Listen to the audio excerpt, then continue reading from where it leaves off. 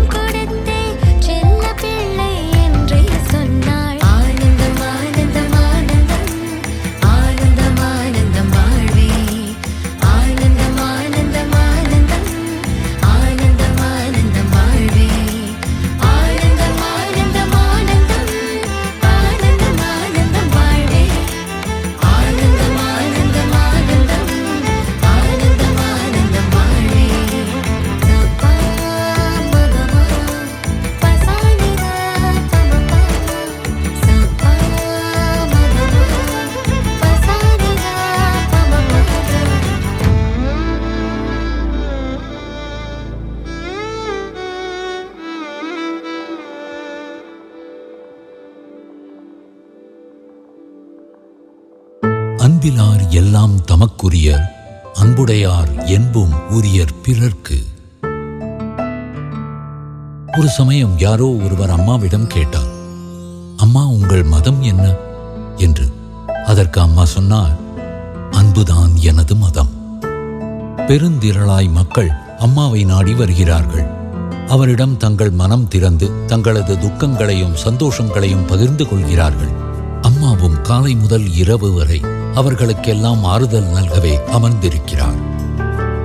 அம்மாவிடம் இருந்து நிபந்தனையற்று பெருகும் அன்பு எல்லோரையும் அவரை நோக்கி ஈர்க்கிறது. அந்த அன்புக்கு மதமோ நாடோ பேதமில்லை. ஆரோக்கியமானவரோ தொழுநோயாளியோ எந்த ஒரு பேதமும் இல்லை.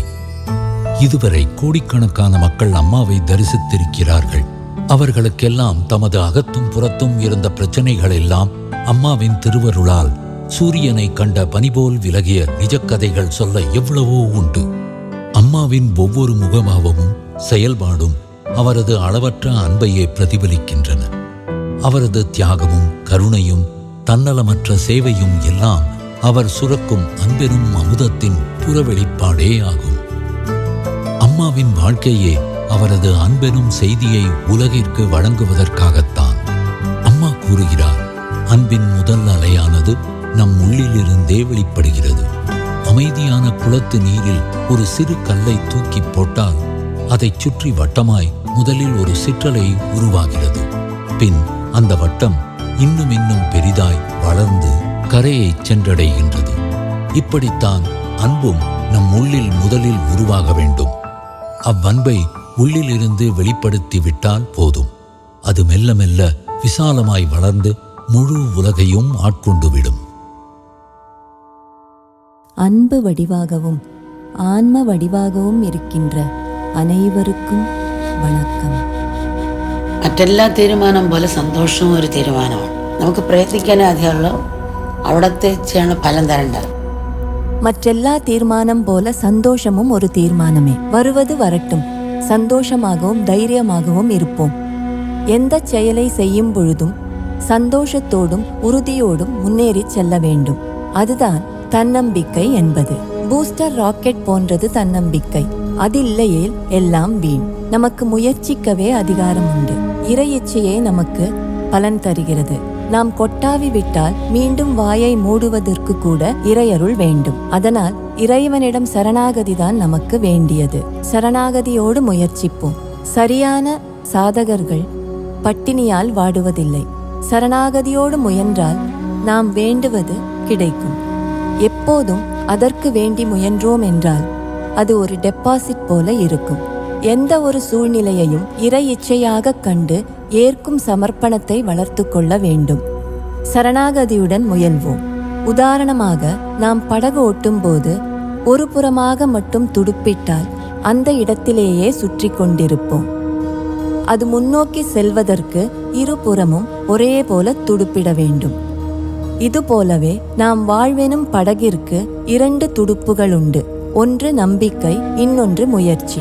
நம்பிக்கை இருந்தால் மட்டும் வாழ்வில் முன்னேற முடியாது. முயற்சி மட்டும் இருந்தாலும் போதாது. இவை இரண்டும் அவசியம். எனவே நமக்கு எப்போதும் ஒரு லட்சியம் வேண்டும். அந்த லட்சியமே நமது எந்த முயற்சியையும் முன்னோக்கி கொண்டு செல்ல உதவுகிறது. நாம் வேலைக்கு போக வேண்டும். அலுவலக நேரப்படி 10 மணிக்கு இருக்க வேண்டும். 10 மணிக்குள் வீட்டிலிருந்து கிளம்புவதற்காக வீட்டு வேலைகளை கவனத்துடன் செய்ய முயல்வோம். நமக்கு வாழ்க்கையில் அடைவதற்கு லட்சியம் ஒன்றிருந்தால் எந்த எதிர்மறை சூழலாலும் நம்மை தடுக்க முடியாது. அதையெல்லாம் முறியடித்து முன்னேறி செல்ல முடியும். ஒரு கப்பல் கேப்டனுக்கு எந்த துறைமுகத்திற்கு போக வேண்டும் எனும் லட்சியம் இல்லையே, காற்று அனுகூலமாக வீசினாலும் கப்பல் துறைமுகத்தை அடையாது. நம்முடைய லட்சியமே நம்மை இலக்கை நோக்கி கொண்டு சேர்க்கிறது. நாம் விழிப்புணர்வுடன் இருக்க வேண்டும். உத்திஷ்ட ஜாகிரத, எழுமின் விழுமின் என்பது போல லட்சியம் இருந்தால் நம்முடைய மனது அதிலேயே ஊன்றிவிடுகிறது. அம்மா ஒரு கதை சொல்கிறேன். ஒரு பிரபல எழுத்தாளர் ரயிலில் பயணம் செய்கிறார். டிக்கெட்டை பரிசோதிப்பதற்கு பரிசோதகர் அந்த பெட்டியில் எழுத்தாளர் அமர்ந்திருக்கின்ற இருக்கையை நோக்கி சென்றார். அப்பொழுது அந்த எழுத்தாளர் பாக்கெட்டில் தேடி பார்த்தார். எங்கே தேடியும் டிக்கெட் கிடைக்கவில்லை. எழுத்தாளரின் பதட்டத்தை கண்ட பரிசோதகர் சொன்னார், கவலையை விடுங்கள், உங்களை தெரியாதவர்கள் யாரும் இல்லை. டிக்கெட்டை நானே தருகிறேன், பணம் வேண்டாம். வீட்டில் போன பிறகு பணம் அனுப்பினால் போதும் என்று கூறி பரிசோதகர் டிக்கெட்டை எடுத்தார். அப்பொழுது எழுத்தாளர் அவரிடம் கூறினார், உங்களது உதவிக்கு நன்றி. எனது பிரச்சனை அதுவல்ல. நான் எங்கே போக வேண்டும் என்பதே எனக்கு தெரியவில்லை. இதுபோலவே நாம் வாழ்க்கையில் எங்கெல்லாமோ சுற்றி அலைந்து திரிகிறோம். ஒரு லட்சியமும் இல்லை. அதனாலேயே நாம் எங்கும் சென்றடைவதில்லை. நமக்கு எப்பொழுதும் ஒரு லட்சியம் வேண்டும். லட்சியத்தால் பயனும் நன்மையும் உண்டு. லட்சியம் இருந்தாலே உண்மையான முயற்சியும் அதை செய்ய உற்சாகமும் கிடைக்கிறது. நாம் ஓரிடத்திற்கு விடியும் முன் போக வேண்டுமெனில் இரவே நாம் அலாரம் வைத்து படுப்போம். அலாரமின்றி எழுந்து பழகியவர்கள் சரியான நேரத்தில் தவறாமல் எழுவார்கள். ஆசிரமவாசிகள் அலாரம் வைத்து எழுந்து அர்ச்சனைக்கு போவார்கள். அந்நாட்களில் சுமார் 500 பேர் ஆசிரமத்தில் இருந்தனர். அப்போதெல்லாம் எல்லாரது அறையிலும் கடிகாரம் இருந்தது. ஆனால் நம் மனதின் அலாரம் அல்லவா விழிப்புற வேண்டியது. அதுதான் சரியான விழிப்புணர்வு. அதுவே சரியாக செயல்படும். காரணம், வெளியில் எத்தனை அலாரம் வைத்தாலும் நமக்கு ஒரு லட்சியமோ நேரத்தில் எழக்கூடிய சக்தியோ இல்லையெனில் கஷ்டமே. இவர்களை உணர்த்த வேண்டுமல்லவா? கடிகாரத்தை சார்ந்தல்லவா வாழ்கின்றனர். எல்லாருடைய டைம் பீஸையும் கொண்டு வாருங்கள். 80 வயது வாழ வேண்டியவர்கள் 40 வயதில் சிகிச்சையின்றி இறக்கிறார்கள். இவற்றையெல்லாம் விற்றால் ஒருவருக்கு சிகிச்சை அளிக்கலாம். நமது முன்னோர் அலாரத்தையோ வாட்சையோ நம்பியல்ல அதிகாலையில் எழுந்தது. மனது வைத்தால் உங்களாலும் முடியும். அப்படி முயலும் போது ஓரிரு முறை தோற்றாலும் வெற்றி நிச்சயம். அப்படி முயற்சி செய்து எல்லா குழந்தைகளும் விடிகாலையிலேயே எழ பழகிவிட்டனர். சிலர் மட்டுமே 3-4 முறை முயன்ற பின் அதில் வென்றனர். எனவே முயற்சியே நமது லட்சியம் வெற்றி பெறுவதற்கு உதவுகிறது.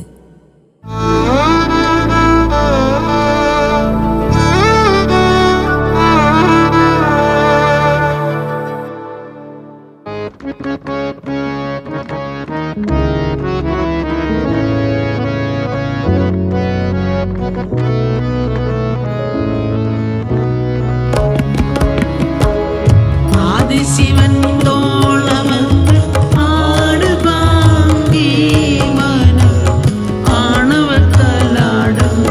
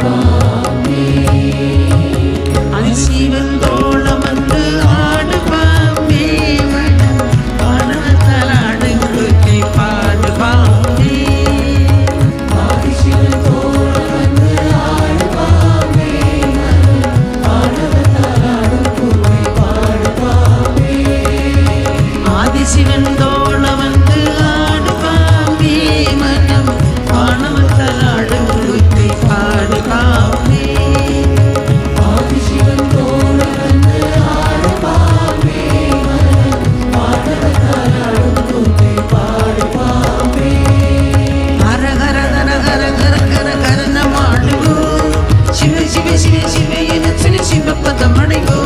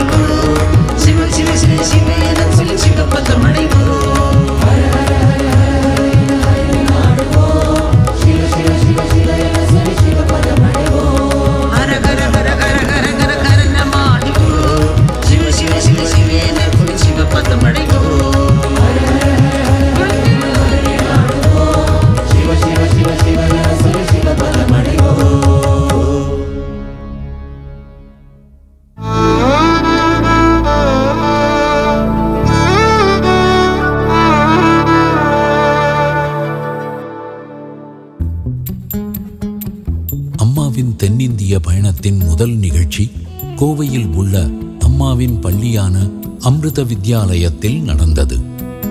அருகில் உள்ள எட்டிமடையில்தான் அம்மாவின் புகழ்பெற்ற அமிர்த விஸ்வ வித்யாபீடம் என்னும் பல்கலைக்கழகம் அமைந்துள்ளது. அம்மாவின் சமூக சேவைகளின் ஆதார தூணாக அமைந்திருப்பது கல்வியே. அம்மாவின் ஆசிரமங்கள், பள்ளிகள் மற்றும் கல்லூரிகளின் மூலமாக அவரது சேவை கரங்கள் பாரதத்தின் ஒவ்வொரு பகுதியையும் சென்றடைகின்றன. ஆன்மீக கல்வி மற்றும் நன்னெறிகளை வழங்கியும் வழிநடத்தியும் அம்மாவின் பள்ளிகள் மாணவர்களை எதிர்கால சூழ்நிலைகளை உறுதியோடு எதிர்கொள்ளும் விதத்தில் வளர்த்து வருகின்றன. பொருளாதாரம், கல்வி, உளவியல், ஆன்மீகம் என ஒவ்வொரு ரீதியிலும் மானிட சமூகத்தை உயர்த்துவதே அம்மாவின் மகத்தான குறிக்கோள்.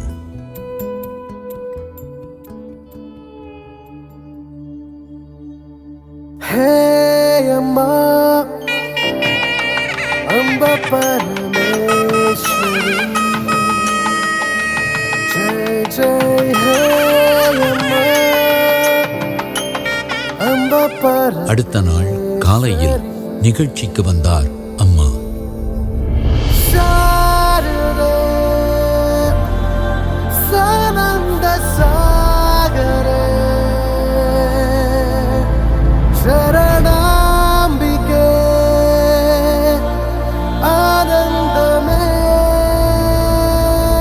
மேடையில் பல பிரமுகர்களும் அம்மாவிற்கு வரவேற்பு அளித்தனர்.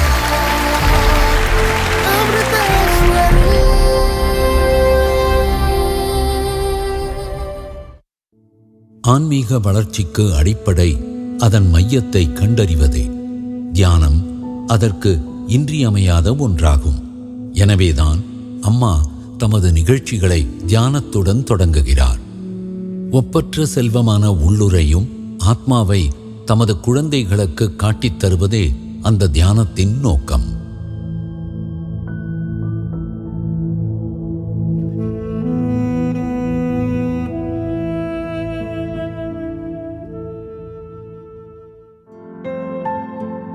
அம்மாவின் தரிசனம் உயிரோட்டம் நிறைந்ததாகும். அதிலும் தமிழகத்தில் அதன் வெளிப்பாடு தனித்தன்மை பெற்றதாகும். அம்மாவிடம் வரும்போது அவரது குழந்தைகளுடைய தீவிர பக்தியும் உணர்ச்சி பெருக்கும் பார்ப்பவரை பரவசப்படுத்துவதாக இருக்கும்.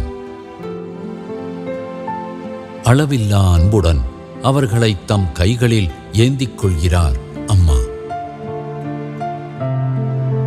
தன் குழந்தைகளை காண்பதில் அம்மா காட்டும் ஊக்கமும் உற்சாகமும் என்றுமே புதிதுதான். ஒரு குழந்தைக்கு எப்படி தாய்ப்பால் முக்கியமோ, தாய்ப்பால் குடித்தாதான் அதனால் ஈஸியாக செரிமானம் செய்ய முடியும்.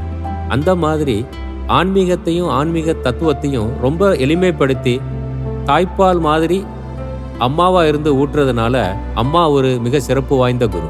எப்படி ஒரு உண்மையான அம்மா ஒரு பிறந்த பச்சை குழந்தைக்கு சோறு ஓட்டும்போது நிலாவை காமிச்சு பாட்டு பாடி அதோட மெல்ல மெல்ல சோற்றை ஊற்றி விடுவாங்களோ, நம்ம அம்மாவும் ஒவ்வொரு சாதாரண விஷயங்கள்லையும் சிறிய சிறிய அளவு ஆன்மீகத்தை ஊட்டிவிடக்கூடிய ஒரு தாய் நமது அம்மா.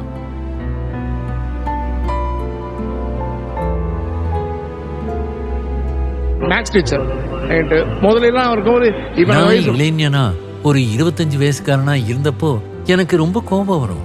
என்னோட ஸ்டூடெண்ட்ஸ் தப்பு பண்ணா நல்லா அடிச்சிடுவேன். அதுதான் அவங்க வளர்ச்சிக்கு நல்லதுன்னு நினைச்சுக்கிட்டு இருந்தேன். அம்மாவை சந்திச்ச பிறகுதான் புரிஞ்சுது, அன்புதான் ஒருவனில் சரியான மாற்றத்தை கொண்டு வர முடியும்னு. மாணவர்களோட மனசை புரிஞ்சுக்கிட்டு அவங்க கிட்ட அன்பு காட்டணும். அந்த விஷயத்துல அம்மா தான் எனக்கு முன்னுதாரணம். அம்மாவோட அன்பு தான் என்ன மாத்துச்சு. அன்பால சாதிக்க முடியும். நீலகிரி மலைப்பகுதியில் வாழும் படுகா இனத்தைச் சேர்ந்த அம்மாவின் ஆயிரக்கணக்கான குழந்தைகள் அம்மாவை சந்திக்க இங்கே வருகின்றன. ஒவ்வொரு ஆண்டும் அம்மாவிற்கு அர்ப்பணிக்கும் விதமாக தங்களது பாரம்பரியமான படுகா நடனத்தை அவர்கள் ஆடுகின்றனர்.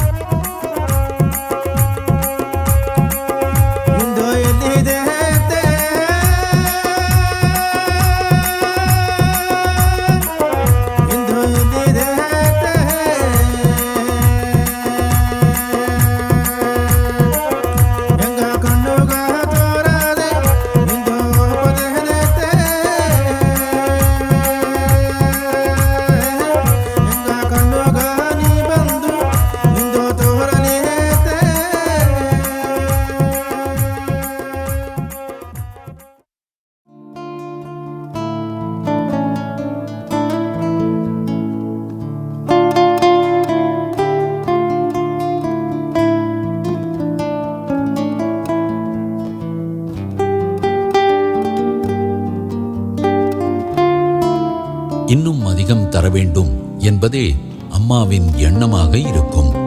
அதனால்தான் கோவை நிகழ்ச்சியின் நிறைவில் மீண்டும் ஒரு பஜனை பாடினார் அம்மா.